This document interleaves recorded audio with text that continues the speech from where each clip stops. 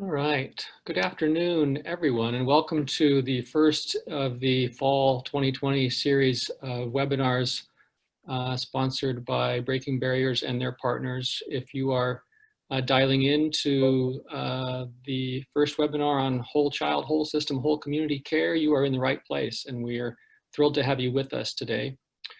We appreciate your patience while we've worked through a couple of minor technical issues and apologize for being just a couple minutes late getting started. Really happy to have you with us. And my name is Richard Connect, and I'm joined today by Steve Hornberger, and we'll be your co-hosts for the event. And we'll be introducing our panelists and presenters here in just a moment or two, but we want to take just a second and acknowledge the sponsorship of a number of great organizations and partners who work together with Breaking Barriers to bring you this really important information. We're sponsored this year, as always, by the Mental Health Services Act Oversight and Accountability Commission, generous support from the state of California's Mental Health Services Act folks, the California Children's Trust, primary sponsors. We're appreciative this year of the support from the Dyslexia Center at the University of California, San Francisco, and the Integrated Human Services Group, along with San Diego State University's School of Social Policy. So really thrilled to have the support of these and other folks in producing these webinars for you. And Steve, can we check in with you? Do you want to say hi? If you're with us, say hello to everybody. Not yet. So hopefully Steve will join us here in a moment or two. So by way of introduction, really happy to have Placer County join us today to do an overview of some of their recent learning on community-based school partnership. And what we'd like to do is kind of tee that presentation up with some context for you. And so we just want to highlight that our purposes today include bringing forward some of the unique opportunities that community partnership plays for us here in California in delivery of integrated and collaborative school-based services. We want to, of course, share the learning which is going on in a number of counties via the grantee process with the Mental Health Services Oversight and Accountability Commission. And we want to spend a few minutes exploring briefly from a community lens what the pandemic-related stressors are on the system, and hopefully we'll have a few minutes to talk about that so that folks get a chance to kind of debrief and share their learning at the end of our presentation. The importance of this work is critical, of course. It's important to understand by way of context that nearly every young person in California who's in a system of supports or services is connected to a school system or a campus. And when those young people and their families are connected properly and consistently in the school community health, community human services relationship, we can have a profound impact on their well-being. Effective school and community partnership, when it's well supported and anchored in a system of care, has significant benefits in reducing risk and impacting communities around the state. There are a number of models at work, and Mike and his team will reference those for us here in just a moment or two, but they have a number of things in common. And so just want to highlight that the premises for whole school, whole child modeling are really underscored by the fact that a supportive environment promotes the kind of relationships among staff, students, and families that lead to success. When we are effective at implementing meaningful, engaging instructional practices, these help develop a student's ability to manage their own learning and their own academic and eventual social success as well. Taking a whole child approach helps young people to develop the kinds of habits and skills and mindsets that will build the successful social, emotional, academic competencies that will serve them into young adulthood and beyond. And of course, when we do that in an integrated system, where school partners are connected to others, then we extend the reach and the impact that those systems can have, each working together. One of the things that is critical to understand, and which you'll hear our Placer partners talk about, is this idea of shared decision-making, this partnership-based decision-making, and it has multiple facets to it. But there's a great definition that comes out of the Substance Abuse Mental Health Services Administration that's a number of years old now. And so we'll just highlight here that some of the objectives of shared decision-making include improving communication, improving the collective understanding and the decision-making capacity of families in a context of getting care in a school-based setting. The idea of shared decision-making is really predicated on the idea of moving power, enhancing the dialogue, breaking silence, if you will, when consumers and providers engage in decision-making together. Then there is more information available about practices, about preferences, about families' needs. And when those things are taken into consideration, then better decisions are made and treatment outcomes are enhanced. In a shared decision-making environment where there's partnership with youth and families, students and families, the results that come are nearly always more effective than when they're made in a silo. By way of additional context, the Aspen Institute provides us with a really nice definition of what a shared community might mean. And so we'll just share that with you briefly for your reflection here. The primary takeaway is that no one system has all the resources and capacity, nor does it bear all the mandates to successfully serve every youth's social, emotional, and behavioral health need. The reason this matters is that by moving power into community and into family as much as possible, that sharing of power really is what constitutes a major component of what we would typically call, from a more universal standpoint, engagement. And that engagement is the single biggest predictor of success in almost any treatment environment. And the reason it's successful is that it has this effect of destigmatizing the care delivery, making the environment for care delivery known to the youth and family. It's very powerful. It makes care more accessible. Community-based care is more enduring. Long after the professionals have left the case, so to speak, the community is left with the young person and family in care in a way that supports them in their natural environment, if you will. Likewise, community-based shared governance fosters a more culturally competent set of services for most young people. In California, most of you know that our public systems have been historically quite fractured, pretty siloed. And so one of the fundamental purposes of our presentation today and of the Breaking Barriers work more broadly is to support the idea that we're moving away from this siloed approach to care to a more integrated approach, which really does foster the family and the youth being at the center of the service and not having to navigate multiple systems, but in fact, being able to blur the boundaries of the system in such a way that young people get care in a more fluid, timely, accessible, and dynamic way.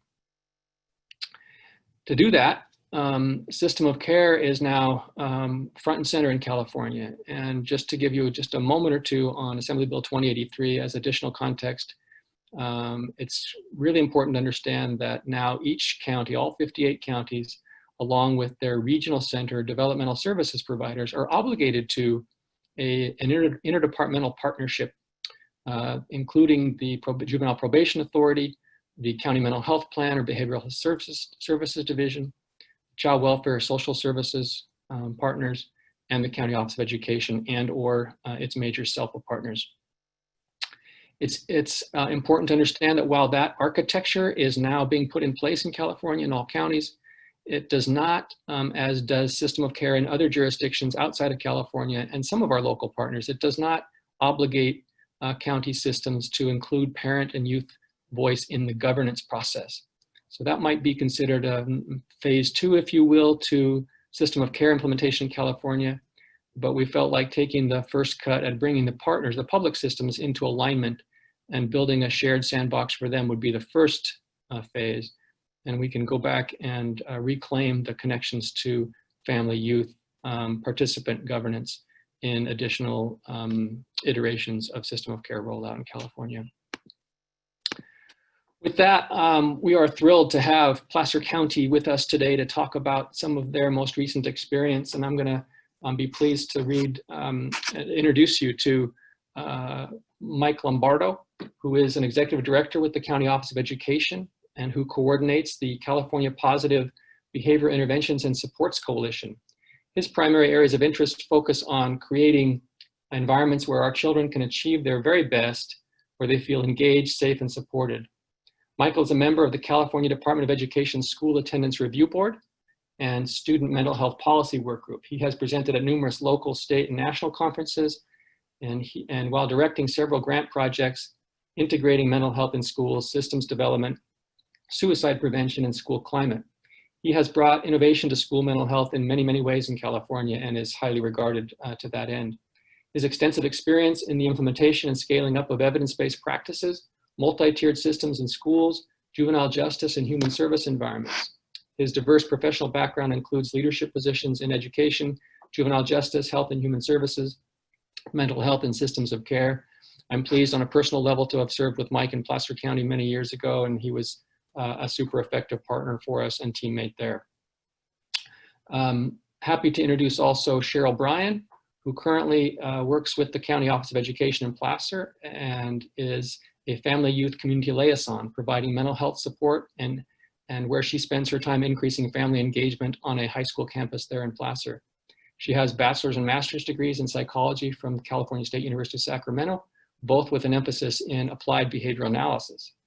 Prior to her experience in Placer County, she worked with Families First in the River Oaks Center for Children as a community-based behavior analyst, and has also experience working with Rockland Unified School District and the Folsom Cordova Unified School District, doing mental health supports and services for students and their caretakers and staff. And additionally, Rigoberto Hernandez is a family and youth community liaison with Placer County Office of Education. Rigo is originally from Castroville, California, and is a graduate of the University of California, Davis. He began working with Placer in 2019 and has a passion to work towards social change needed to make impactful differences in the lives of young people, with a focus on eliminating structural racism while also promoting diversity, equity, and inclusion. So please join me in welcoming Mike, Rigo, and Cheryl, who will lead our presentation from this point forward. Thank you, Richard, and hello, everybody. This is very exciting for me to be here. And I appreciate the wonderful introduction, Richard. It was also my pleasure to serve with you at Children in System of Care.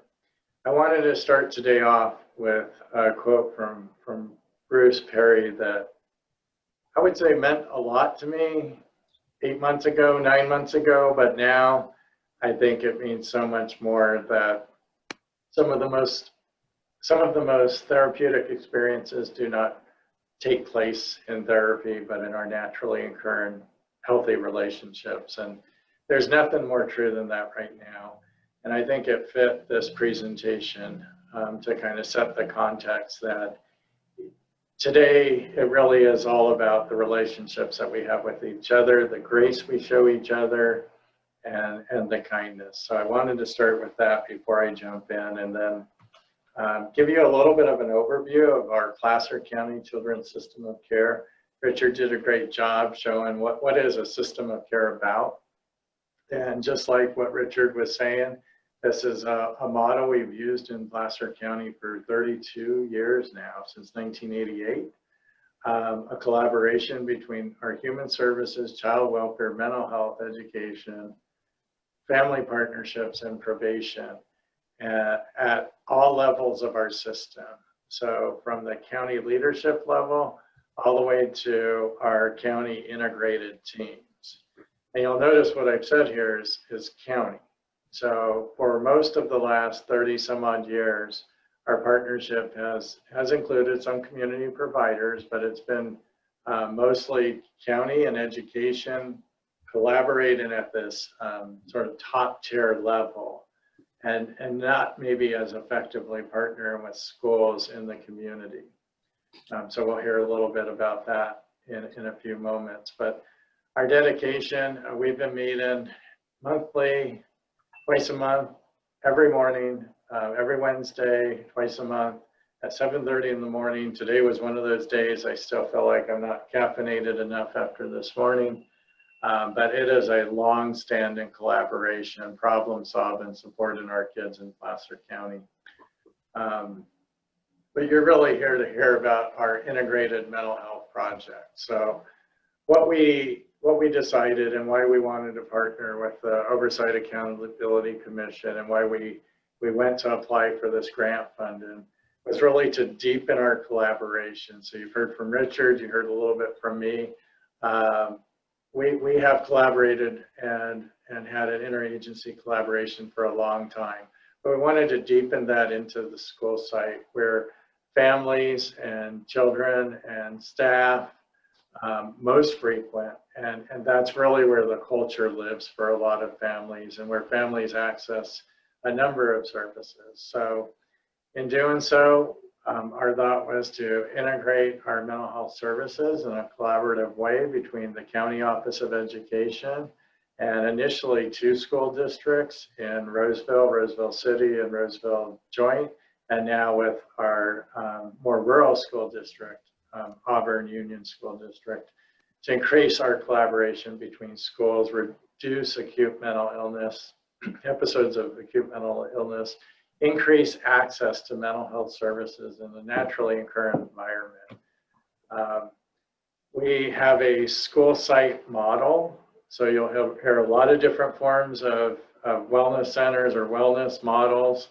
Ours is a school site model where our effort is to have the school be the hub of wellness, or the wellness center be the hub for the school, and then the school be the hub for the community. So we're really creating a wellness campus. We thought a lot about the term of creating wellness centers in these places, but we really didn't want to hear from Cheryl and Rigo in a moment. We didn't want a place where staff might send children to, but rather to change the whole culture on the campus. So we like the term a little better, calling it a wellness campus. Our guiding principles really are to focus on wellness, have mutual respect for staff, for families, for our youth that we work with, for our community partners, to share decision making. And I'll talk a little bit about this more later. Shared decision making sounds super easy, right? It's 2 words. It's hard, and it requires a lot of work. It requires understanding each other's languages and acronyms and cultures. So collaboration requires work, and I really can't emphasize it enough. And having strong, engaged, endearing relationships like you'll hear from Rigo and Cheryl. And equity. Always advocating for equity and inclusion at all levels throughout our collaboration. So we're set up with our school site staff. So these are individuals who work for us at PCOE. We have mental health specialists. These are licensed clinical social workers, or MFTs, who help coordinate the wellness center and run the wellness center on campus. And then we also have family youth liaisons with Cheryl and Rigo. We like, and those of you on the call, I see some familiar names who know me, everything's going to be talking about a 3-tiered system. So we've organized our implementation at our school sites around a multi-tiered system of support, otherwise known as a public health model. What do we do for everybody in the school, staff and students? How do we organize ourselves around small groups, targeted interventions, things like check-in, check-out, wellness, referrals, partner collaboration, and then tier 3 type supports for families, individual services, crisis interventions, and more intensive community partnerships. This looks awfully familiar to Richard's slide as well, but I wanted to give the illustration. It's about our partners working together. So we have our wellness staff at the school site now, school district administration. I cannot emphasize enough that school district administration must be engaged in these partnerships. Our community providers, our parents from the school and our parent representatives here today, helping to support student voice, as well as the district mental health staff or behavioral staff and education staff. So I'm going to join you back in a few minutes after you hear from Rigo and Cheryl. And I will advance the slides for both of you, but how this will work, Richard gave us some questions for them to answer. So Cheryl will answer them from the high school context, and then you'll get to hear from Rigo at the elementary, middle school context. So Cheryl. All right. Good afternoon, everyone. I'm really thankful to be here and be a part of this and get to share some of the great work that we're able to do at some of our local community campuses. In answer of these questions, so at the high school that I'm assigned to, we are fortunate to have full-time wellness staff who are dedicated solely to providing engagement and wellness services to our school community. Our focus during the first year on campus, which was last year, was really to build those relationships with the staff and with the students and with the families so that we could gain their trust and really work with them over time. So I decided to kind of start with the first question is, how are we reaching our students? So I wanted to share some stats that we have. So the high school district that I'm a part of, we actually have 7 high schools, but only 2 of them have our grant staff at them. So I'm showing those stats from those schools.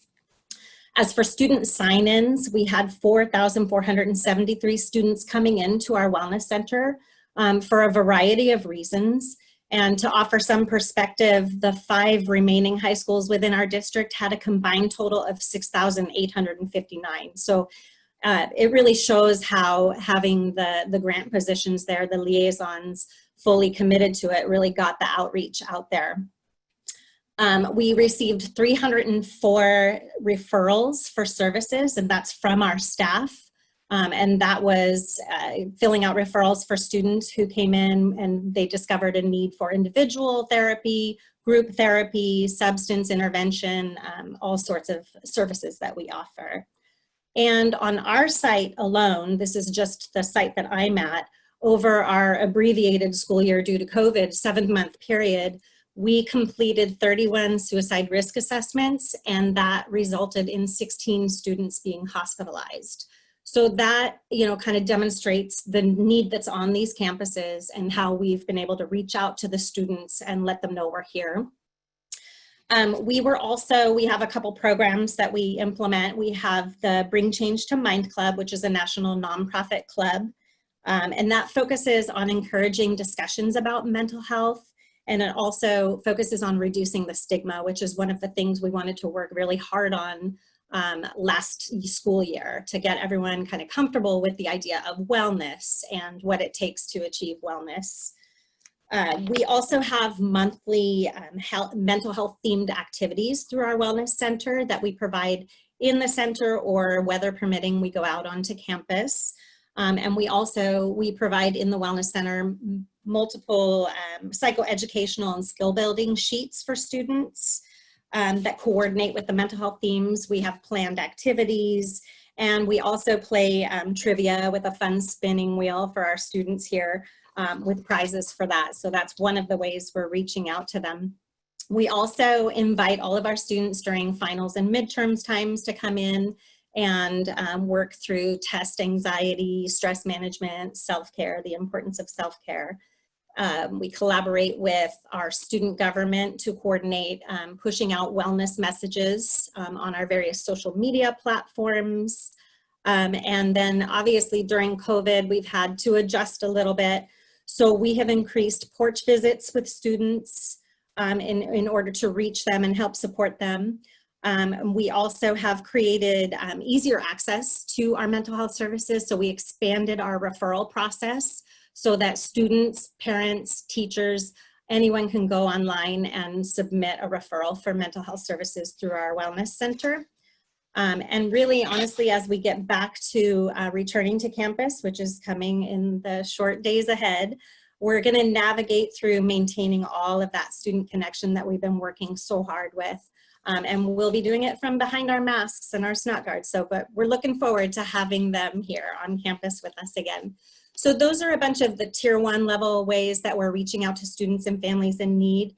Another big component, and Mike hit on that, is staff engagement. It is so important to really have the staff believe in what you're doing and support what you're doing. So what we do for them, again, at a tier 1 level, is we represent wellness in multiple staff meetings that are ongoing throughout the year. We have had a wellness open house. So we have run into, staff who maybe don't understand or think that students are coming here to just hang out and avoid class. So we invited them to our wellness center so we could have a question and answer session. They could see it. We could talk to them about any questions or concerns they had about how the students are using our wellness centers.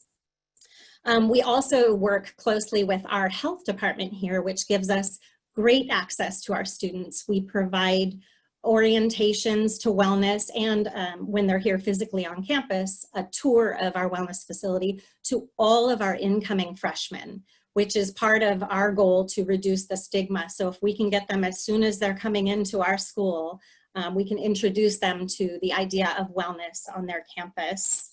And we've also been invited into other classes, other subjects to present during different times of year. When teachers notice that they are struggling, they invite us into their class to talk about depression or just test anxiety, stress management. So we're really reaching out to students through our staff as well. And really this close collaboration and relationship building with our staff has resulted in so many referrals coming from them. We get phone calls from staff every day, literally every day, saying, I'm concerned about this student, or an email, can you check in with them? So it really is a result of that relationship building that we did with our staff. We are connecting to them not only for their students, but they're coming to us with student concerns as well.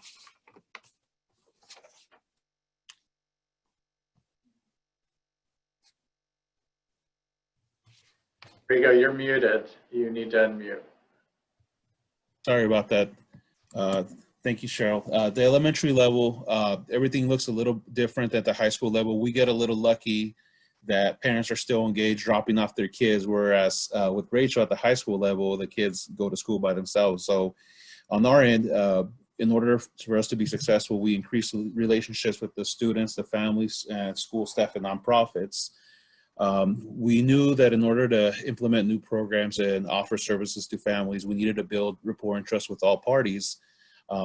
So I'm an old school type of person. So for me, with the students and families, I gave myself a personal goal of introducing myself to 3 to 5 families before school and after school for 3 months. And what happened with that is that it helped me, it helped families get to know me and expose myself to be able to know the families and gain more trust. But also with the school staff, we had to build that relationship so we can work together to get the programs going to be able to access the families. And with the nonprofits, we build relationships so that some nonprofits have referral programs, but if we build relationships with them, we had direct access for warrant transfers with individual persons at that nonprofit to streamline some of the referrals that we got. So it worked out great building these relationships, and we improved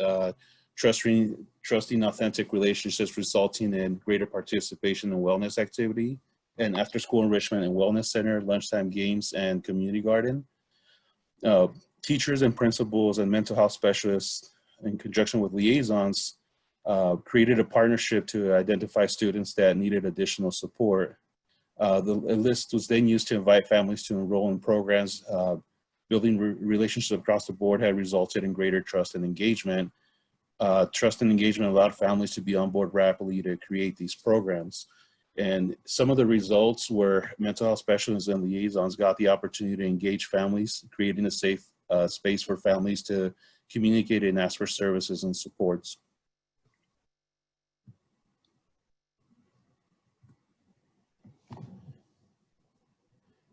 So for school staff access and referral systems, home visits for families and virtual visits, improved access to allowing families to do not miss work. We have a referral system in place where Any staff member can submit a referral to a mental health specialist or liaison for support. We offer support to families through home visits, school office visits, or virtual setting, where before some families would take the time off work to go get the support they need at the school site. Now the support is provided at times that are more convenient for families, and that has been a big win for a lot of the families, and it's been something that really has made families feel a lot better about the school system. An early warning system using attendance, triage, need, home, virtual visits, and behavioral-based positive recognition. Liaison supports families with attendance. If a family has 2 or more absences, we connect with families to see how we can support. When the attendance improves, then we praise and we give positive recognition to families. We wanted to create more of a positive environment. Most of the communication that goes to families is negative, like, they're missing school or they're not focusing on distance learning. And we want to change that to be positive and say, like, you guys are doing a great job and showing up to school and doing a great job in attending distance learning, and give them praise so that we can create a positive environment.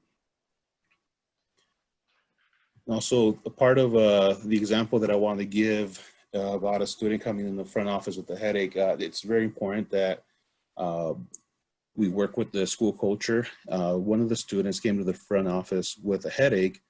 The family was struggling with school attendance, and we found the underlying issue was the student did not have breakfast. Once we provided the breakfast to the student, he was ready to learn. We then contacted the family and offered services and support. We provided check-ins with the student every morning to make sure that he had everything he needed. Once the family got the support they needed, the attendance improved. Then we moved on to praise and encourage the family. So it kind of wraps around the whole family once we find out what support and services the family needs. So every Monday, the principal, mental health specialist, and liaison meet to discuss the student's referral. We plan together how we're going to support the student and the families. Thank you, Rigo. And I can't emphasize enough as we move on to the next question that it's about that level of engagement within our community and support and helping families re-engage with what is a school community. What does this collaboration look like? So Cheryl, tell us a little more about the high school. Sure. So when it comes to increasing engagement with the parents and caregivers of our students, as a result of the grant, having a full-time liaison who is accessible as a consistent point person for families has been extremely valuable for our families and for encouraging them bringing their voice to the campus. It really does promote an environment of open communication and collaboration and engagement at a higher level than our school has been able to provide in the past. I think families in the past are used to feeling, maybe when they're coming to staff with vulnerable situations that they need to talk about, and they're constantly going from person to person, whereas now with these positions in there, they do have a contact person for their issues.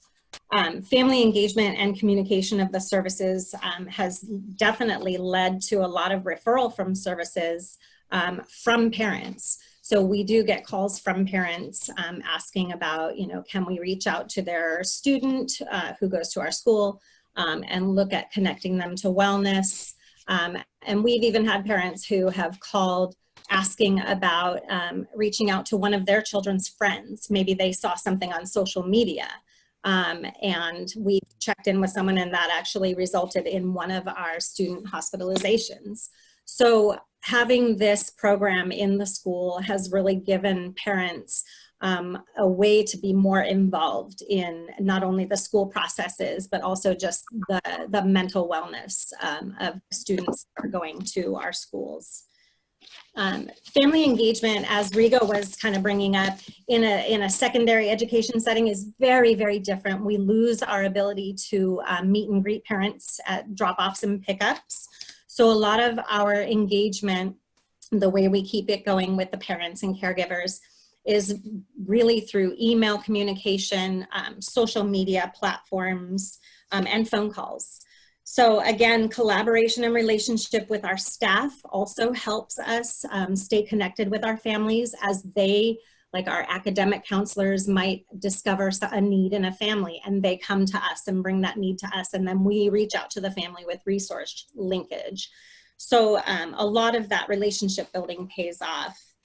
Much of our engagement comes through participation, again, as Rigo also said, at the elementary level, through our attendance team. So a lot of calls, we try to intervene when we notice a student isn't attending the classes, and we just come from a support-based perspective of what barriers are you experiencing, what's keeping you from joining into your classes, and how can we help? And that has really turned into a lot of wellness work for us as well. Just for example, I called a guardian of one of our students the other day to talk to her about her granddaughter missing a lot of school. And it turned into a 30-minute conversation with grandma in tears, and at the end saying, no one has ever just listened to me before. So for me, that just spoke so much to the work that we're able to do, and how we're able to increase that engagement and that relationship from families within our school community. Another piece that we really use is we try to encourage as much as we can the parent input that we anything we can get for any of the events that we're holding at the school. So one example is we do parent education sessions during the school year, throughout the school year. And so at the beginning of the school year, we send out a parent survey and say, what are the mental health topics you would like to have covered? What are the concerns about your children that you want us to cover? And as a result of that survey, we take their feedback and we pick out which topics we're going to cover. And usually it's anxiety and depression and substance use. But the parents have a say in that. They get to voice to us what it is they're concerned about, and we then put that into practice at the high school level. And again, I kind of touched on it earlier, use of social media. So a lot of parents, you know, they are seeing the Facebook page postings that we put up there. And some of it, so one example, a story I have is a student who is new to our high school. He's a senior coming in new. He's new to our state altogether. And so he's been online learning, but with the changes in the levels of COVID coding that we are all dealing with, our school is going to be planning to open up soon. So the transition from online to coming on a physical campus of a school he's never been to before with students he's never met before has really spiked his anxiety. So he ended up doing a virtual drop-in, which is one of the things I neglected to mention earlier, but we have a virtual drop-in option for students who need to reach out to someone and have a quick chat. And he scheduled one of those, turned into, we invited him to campus and gave him a tour of the campus. His younger freshman brother joined as well. And we asked, you know, how did you learn about our wellness services? And his mom had seen it and said, hey, why don't you reach out to wellness and you know, talk to them about what you're concerned about. So part of that increased engagement is the use of social media for us, especially at this secondary, the high school level. And then increased community engagement is another way that we're staying involved with our parents. So this position has allowed me to go directly into the community to interact with families via porch visits. And I also go to local businesses and post information about the events that our school is holding to try to get that engagement from the families, to try to get them to come to more of the events that our high school provides. So that's us at the high school level. Thank you so much. And Rigo, tell us a little bit about how you increased engagement at elementary schools. So this part of the increased engagement was through our programs, but one of the things that was really great about this program is the locating services at school in the community to meet and accommodate the complex needs of families. And so, for example, at Spanger, we enrolled 60 students in the After School Enrichment Wellness Center on campus. But at the Sargent Elementary, we realized that a lot of the students at that campus were not able to attend an after-school program because of transportation. So the after-school program was located at a low-income apartment complex. We realized that the program on campus might not be feasible for some of these families, and we were able to identify a centralized location where these families were at this apartment complex. We partnered with the apartment complex so that the majority of the families that needed additional support can attend. And so we were able to just go where the need is. And the great thing about this program is we have the flexibility of providing services where the families need us. So that's the part that I've been really happy about this program, to be able to give the families the support they need where they need it. We use supported behavioral structure at schools and at home for positive behavior interventions and support. So we implement positive behavior interventions and supports in all of our programs. And also the parents are also encouraged to use PBI expectations at home because a lot of the times when families are working on some of the behaviors so that the kids don't get citations, if we partner with them and they also do what we're doing at school, the students' behavior will get better a lot quicker. Some families have allowed us to complete home visits to create positive routine charts and assist with home structure, which has been a big win for everybody. The teachers are happy because the students are ready to learn and they're in a better place. And we always focus on positive encounters with families. When families participate in the programs, we've always tried to create positive interactions with families. And these positive interactions with families have resulted in more open communication. So when a family comes to pick up for the after school program, you know, if the student was running around throwing things, hitting other kids, you know, we would try to change that conversation. Like, we're working on, you know, the student keeping hands and feet to themselves, and you did a great job, you know, working at it today, but we're going to try tomorrow and, you know, try again. And what resulted was that, you know, every time families came to campus, they were not only just getting negative, they were starting to get positive. So they felt better. They didn't feel, you know, worried about showing up and getting something negative from us. So that we were able to get trust and positive interactions that helped us find, help families open up to us so that we can offer services and support. And that resulted in us finding a lot of families with students that had major traumas to be able to get you know, a lot of the support and services they need. Thank you.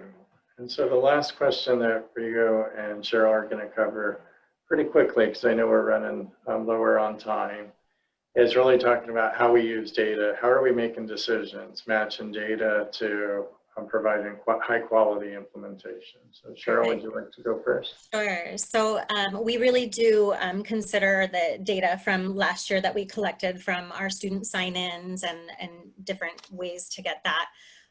We use the information from the previous school year as a guide to our current service offerings. So one of the, for example, one of the most, we looked at the most common reasons that students were visiting our wellness center. And that was what helped guide us into what are the support groups that we're going to be offering to our students this year. So last year, the main reasons for our visits, it was anxiety, depression, and relationships at home relationships and dynamics. So we are offering those types of support groups. We also do offer a trauma group for students who have experienced trauma, because a lot of students who come through the Wellness Center, we discover that there's a lot of trauma in their lives as well. And then we also looked at grade level information that we had so that we can see what areas we need to kind of execute a little more outreach to, or how we can get to different students throughout the year to kind of change how that's going. And then school site intervention teams. So we meet with every week. It follows the MTSS design, the model. We need to identify student needs, and we use the information to guide the treatment interventions and goals. And then we monitor student progress and discuss with our entire team, which includes our academic counselors, who, even though it's an academic counselor, they have a lot of insight on the students and family lives for all of our students at the school. So our academic counselors are there, the wellness team is there, our learning support specialists, our special education department, our administration. Everyone works together to identify the students who are in need right now and to best guide what their interventions are going to be. At the elementary level, we have a team of teachers, principal, mental health specialists, the counselor, and I all work together in conjunction to find students that would need additional support in class or, you know, are on the free reduced lunch. And those families were the ones that we engaged to have them participate in the after school and enrichment wellness center program. Because we focused on PBIS and STEM activities. We added the A for art, and all that would be beneficial for the students. And for the lunchtime games, what we did is during the first recess, I would engage students that had a hard time socializing or isolated themselves, that received citations or had a difficult time of keeping their hands and feet to themselves, and they would receive a ticket that was an optional day of play during lunchtime. So on average, I was bringing in about 125 students a week on rotation, creating a safe place for students to utilize PBI strategies and teach positive behavior and expectations. So that helped out a lot with the students' behavior. Amazing, thank you so much. And so finally, at the elementary level, Rigo. So the other part that we had for the engagement, let's see.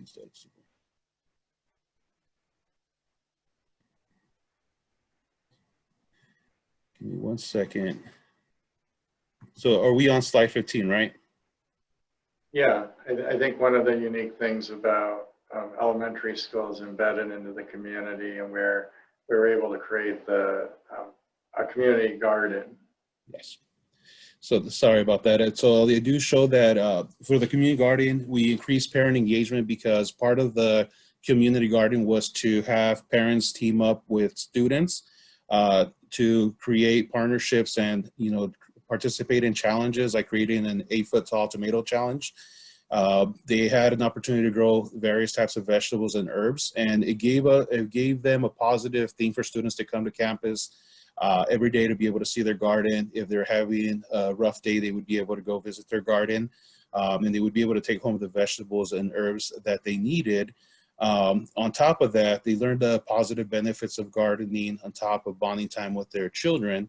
So we use the after school program to piggyback off the garden program to get more engagement. So we just kept program after program going so that we can keep the engagement going with families. Our amazing supports, and our part of the response just at that school site to COVID-19 is providing 420 bags of school materials, Chromebooks, hotspots. So like you have seen all across the state, the school became that sort of center of community supports and integration. And these elementary schools were a great example in helping families overcome some of the challenges that we faced at COVID. And so right about now, you all are wondering, so how, this is a grant, how are you gonna pay for this, Mike? Like, how do you keep it going? And I know some of you are wondering that maybe more than others. I think there's really 4 big strategies that we're looking at when it comes to sustaining parent involvement or sustaining the integrated system at a school site. The first is involving parents in decision making honestly doesn't cost anything. So we have Rigo and Cheryl to support that. But if you didn't have a grant project, it doesn't take a lot to find volunteers in the community to do some of the things that they've described to you. It's rebranding the old kind of traditional thoughts about PTA, but really focusing on school and community wellness. I think too that districts and county departments can seek out alternative funding sources, community donations, local HMO providers have all sponsored our events that we've had at schools to the tune of thousands of dollars in donations and supports. none of the materials that Rigo and Cheryl were talking about were really paid for by PCOE or the OAC grant. Those are all donations from the community. So the stuff, even the furniture in the schools, was all donated or offered in kind. Partner with behavioral health explored in one of Richard's favorite strategies, braided funding sources. So we're not just looking at siloed funding. This is what LCFF, local control funding formula, can pay for. This is what we can pay for through EPSDT or Medi-Cal.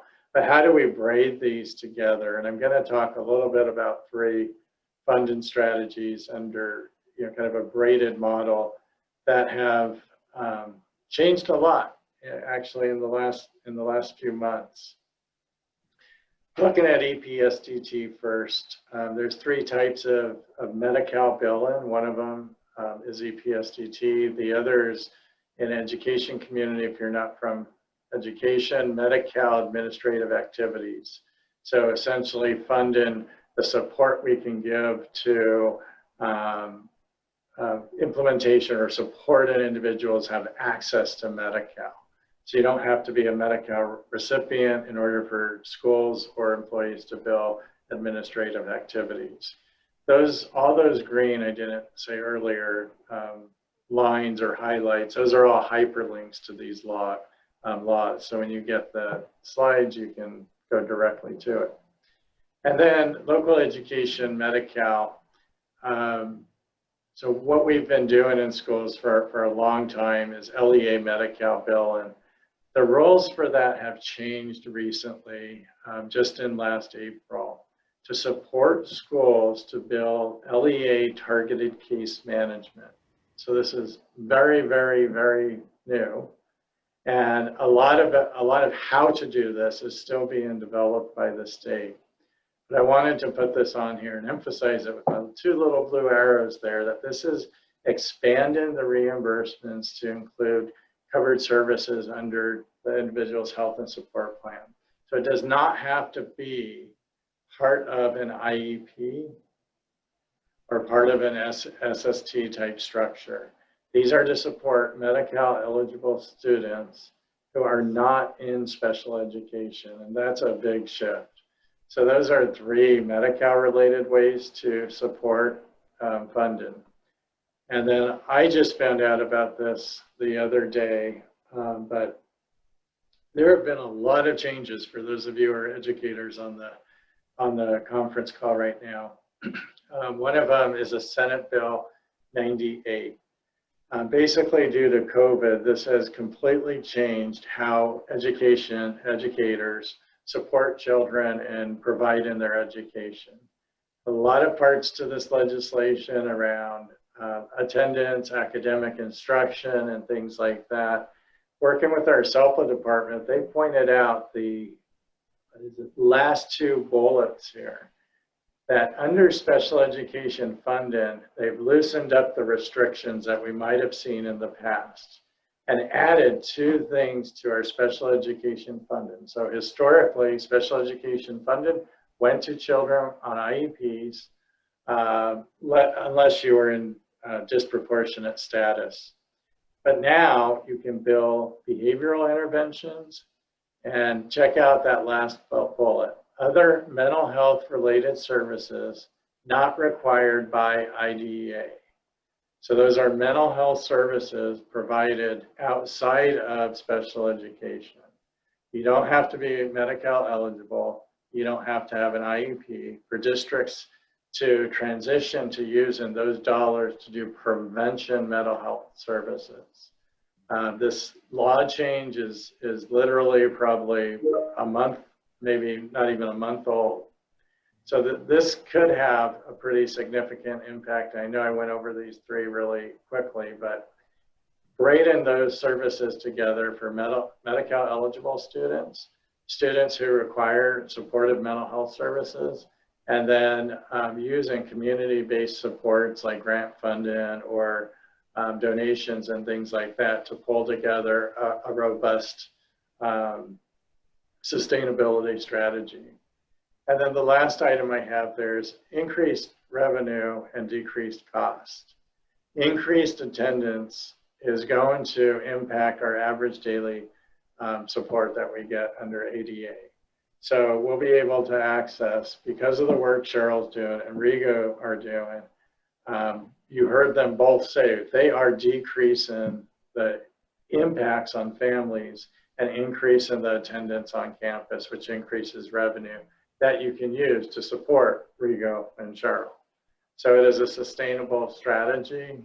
And I think that it is time for us in education and mental health and social services to start to think a little bit more outside of the box about how we can collaborate, not just at the county levels, but all the way down to the school site, and get out of our traditional silos of this is my funding to do this, but how can we blend the funding to have outcomes for children? Richard, I'm turning it over to you. Mike, thank you very, very much. Cheryl and Rigo, fantastic work. Mike, will you hold on to the deck for us for a moment? I will. That'd be great. So a question from Catherine Eustace in Calaveras. Hi, Catherine. Are each of them full-time at one school? So can you talk a little bit more about your assignments? I think we're referencing Cheryl and Rigo and your, the kind of weekly workflow. The work that we do, yes. So to answer that over just real quick, yes, we are full-time at our locations. So I am full-time at the high school, one of the high schools in Roseville Joint. And just it's the Monday through Friday all day that the kids are here. And like we kind of talked about earlier, it's part of the meetings and all the collaboration with staff and working very closely with students when they're on campus. And even during COVID, we have been much busier than we are when students are here almost. So it is definitely, there's a lot of work to be done, and this position, being a full-time position, is definitely important, and we are working it. Thanks, Cheryl. Deep appreciation to Mike, Cheryl, and Rigo for a wonderfully comprehensive and super timely presentation this afternoon. Just so impressed with the work going on in Placer, and with your thoughtfulness in connecting the dots for us, in particular around sustainability. Love the idea that that the state supports this kind of work, and that local partnerships can figure out ways to make it stick. Placer's agreed to give us another moment or two, so if you do have a question, feel free to use the Q&A function at the bottom of your control bar there and pose that question. And we'll hang on the line here for another minute or two with Mike, Rigo, and Cheryl. Mike, give us the next slide if you would, while folks are pondering on that. I think it's a resource slide. So what we've put in here, I think, are some additional resources that you can hyperlink to once we get you the PDF that provide kind of a broad exposure to this idea of shared decision-making and shared governance in community vis-a-vis school-based mental health services. So some really terrific resources that are available from a number of sources, and we don't have time to go through them this afternoon, but I will tell you that they are exceptionally stimulating reading if you're interested in building and implementing programs in community. Mike, next slide for us. While I do that, just remind people that they can click on the hyperlinks in the last slide for funding. That'll take you directly to the explanations of how that works. Fantastic. Thanks, Mike. Hope you'll join us in about 2.5 weeks, 3 weeks, I guess, from today, 3 o'clock for the second in our pre-Breaking Barriers Symposiums on how data interoperability and sharing data across the spectrum of youth-centered services adds value.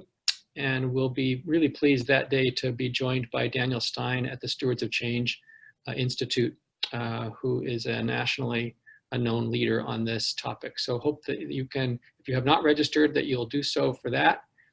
And then give us one more slide, Mike, I think.